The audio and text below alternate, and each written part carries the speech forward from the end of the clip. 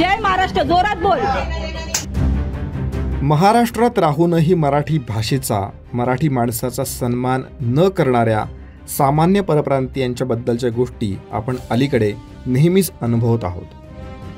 पण हेच जर का मोठमोठे उद्योगपती करायला लागले, जे मराठी माणसाच्या जीवावरती मोठे झालेत, तेव्हा संताप आल्याशिवाय राहत नाही. आम्ही बोलत आहोत अंबानी कुटुंबाबद्दल. जगातल्या श्रीमंत कुटुंबापैकी एक. महाराष्ट्रात, मुंबईत वर्षानुवर्षे वास्तव्य. पण महाराष्ट्राविषयी, मराठी माणसाविषयी यांना कसला आकस आहे काय माहिती. आता जरा ही जाहिरात बघा. स्वदेश ऑनलाईनची ही फुल पेज ॲड. प्रत्येक राज्याचं हस्तकलेत काही ना काहीतरी वैशिष्ट्य आहेच.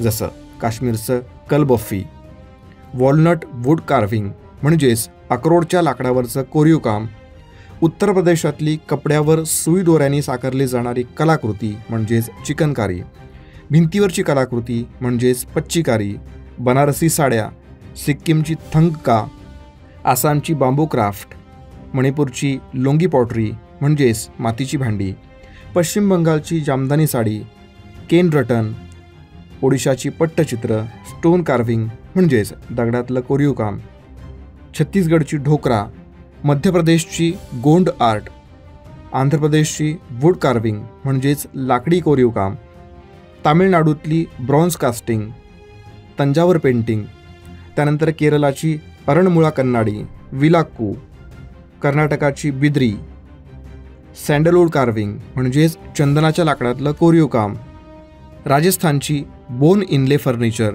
पिचवाई, मीनाकारी आणि शेवटी गुजरातची कला म्हणजेच रोगन आणि बांधणी.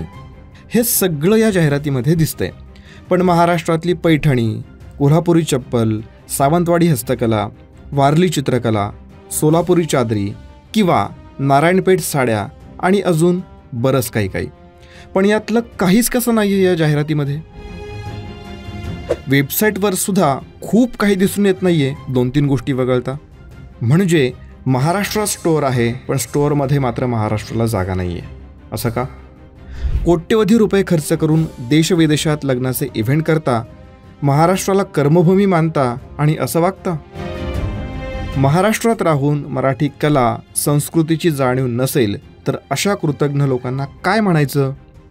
मराठी माणसांनो, तुम्हीच ठरवा. स्वदेश हे भारताच्या पारंपरिक कला आणि कारागिरांना समर्पित आहे.